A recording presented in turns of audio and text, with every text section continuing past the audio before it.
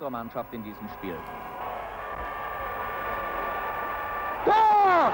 Direktor von Vogel, Tor!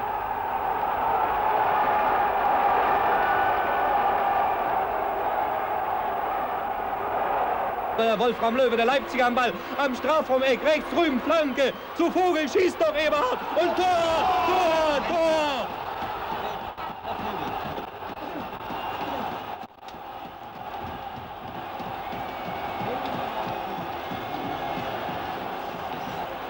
Eberhard Vogel heißt der Torschütze für die DDR. 27. Minute, 1:0.